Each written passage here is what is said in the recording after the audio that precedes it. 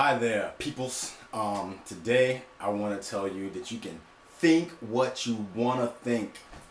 This blog is a long time coming. It was actually inspired by a friend of mine named Mark McDonough. Here's my shout out to you. I know I asked you months ago if I could mention you in a blog.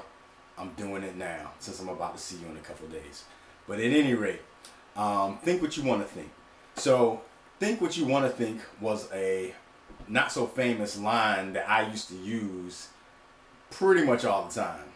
I had this philosophy that, well, basically people could think what they want to think. And if people question me on my actions or my motives or any of those other things, I would just basically say, hey, think what you want to think. And then I would walk off. I would be done. I wouldn't even think about the person, what they said, or any of those other things because I was so at home with my own awareness of what I felt and what I meant that I felt like, hey, if a person wants to put in energy to think untruths about me, so be it. Let them stew in it. Let them do what they got to do. I don't have to participate. Now, I'm not going to say that this philosophy did not break down probably a whole lot of times in my life. And there were times where I questioned whether or not it was the way to express myself when I came to a wall in communication. However, the way I approached my communication was up with others was as if I had a ring of keys, okay? And I would use every key that was available to me to try to open the mind or the heart of the person with whom I was communicating. If somehow whatever I was expressing wasn't getting across, I would take a degree of responsibility for that person understanding me. But when I came to a conclusion that that person was choosing to keep their door to their heart or their mind locked, maybe they barricaded it, maybe I found the right key, but they put their backs up against it and were like, you're not getting in here, which is often the case with other human beings. I started saying, hey, you know what? Think what you want to think. And what I found with a lot of people is when I said think what you want to think, what they would then do is when they realized I was serious, they would open the door of their heart or their mind, run out and say, no, don't go. And then as soon as I said, oh, okay, or you're actually ready to open up your heart or your mind, they would run right back in and lock the door again and change the locks or barricade or do whatever it was they had to do. And I forget the lady's name on a YouTube video, but I ain't got no time for that or whatever. I was like, I'm not doing it. And so as a result, I had some different relationships that shifted and changed and transformed into different types of relationships. And as they say, everything or every relationship you have is either for a reason, a season, or a lifetime. So if you're not here now, reason or season, lifetime, glad you're here. At any rate, this thing came up with my friend when we met up. I think it was last year or something like that. We met up and we were talking, and I was telling him how I was becoming a minister and things like that. And he said, oh, so you're going to be a pastor? And I was honest. I said, I feel like I could be a pastor, but I don't really know if that's where I'm going to express whatever it is that I'm expressing. And he said, oh, I was wondering because I remember you used to always say, think what you want to think. And I was just wondering, it doesn't seem like that's something a pastor could say. And when he said that, it kind of hit me because I was like, hold on. Hey, I started thinking about it because there's a lot of standards that people hold pastors to. And I want to be mindful of those standards. And I've been working on myself with those things. But I did think about what he said. And I was like, yeah, that is true. And then I started to get bothered by the fact that I may be imprisoned or imprisoning myself in a situation where if I hit a wall with people and those people have chosen not to open the door or the door to their heart or their mind, that I must still sit there and martyr myself or something like that in order to help them when they can choose. They've chosen to close their heart and mind. They can choose to open their heart and mind. And I was bothered at the thought that as a pastor I might not be able to say think what you want to think. And then I said, well, I will give it my best shot. I'll keep the same standard that I've always kept. I will do everything I can. And then fortunately there is an awareness in the ministry that you only can do what you can do. And there's also a referral process because sometimes you hit a situation where you're just not the best person. And I am totally down for referring if I'm not the right person. So I expressed that to him, but then he proposed something to me that I did not think of. Or perhaps I did, but it was subconsciously.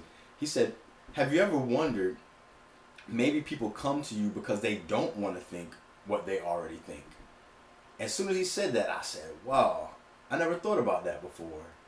And I started thinking about it. I've been thinking about it for about a year now.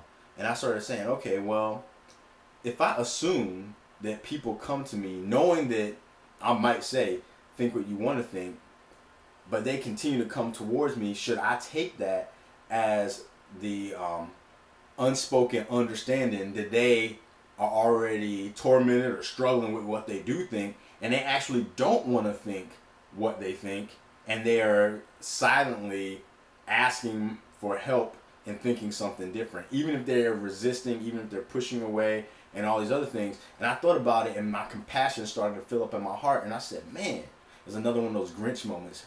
Boing. And I said, man, if I assume that, what will it mean? And so I thought about it, and I decided that I really don't care what it means.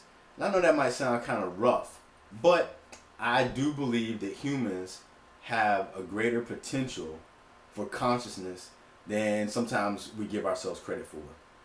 And I think that people have the right to think what they want to think. Even if what they think is negative about me or harmful towards me, who am I to tell them they can't think it? If I am expressing myself in the most honest way that I can express myself, somehow that person still receives it in a way that is negative, then they should think what they want to think, and they should act on those thoughts. Feel free to do so. And I should take responsibility for my own thoughts and then move away from the person if I feel that the thoughts that they have are causing harm to me, those I love, the church, or whatever the case may be. I haven't fully processed this awareness or this second level of my awareness, because I really do think that there are people who don't want to think what they do think, and they may want help. But at some point in time, we have to take responsibility for our thoughts. If what you're thinking isn't serving you, why continue to think it? We don't have to. There's this belief out there that there's a standard that we're supposed to all think a certain way, believe a certain way, yada, yada, yada. Yes, I'm a Christian. I profess that. However, me being a Christian is a choice. There are many of us who are Christians, and there's nothing wrong with this. You can choose to stay with the lineage of the people that brought you up. And if it has worked for you, continue to do so. If it isn't working for you, I suggest that you reevaluate. And maybe in reevaluating, you may bring yourself back to that line of thought. That's what happened with me. I separated myself from it, and I brought myself back into it by choice. And I'm not advocating that people go crazy or whatever the case may be, but if you can't find this freedom within yourself to think what you choose to think or think what you want to think, then unfortunately you have been zombieized and robotized. Those are not words probably, but I can say what I want to say because it's my blog. I like to make up words.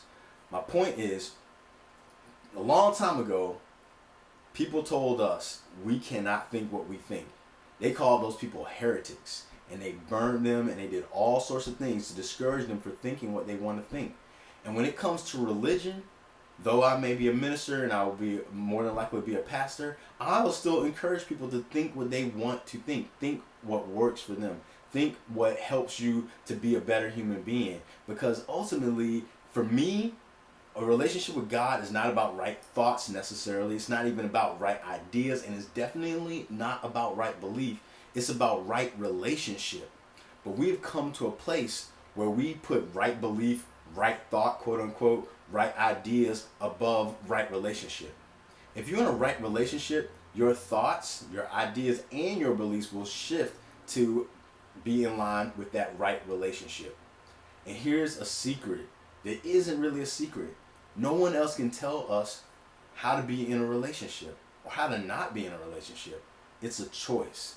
When we choose to be in a relationship with God, it's a one-on-one thing. Even if we celebrate it with 1 million, billion, gazillion, quadrillion, however many illion people, it's a one-on-one thing. Our relationship with God is like our relationship to gravity. Every person has the appropriate amount for the person that they are. If you had the gravity of a skyscraper pressed upon you when you were a little human being, you would be crushed, because that's not the nature of your relationship with gravity. And such is the way with our relationships with God.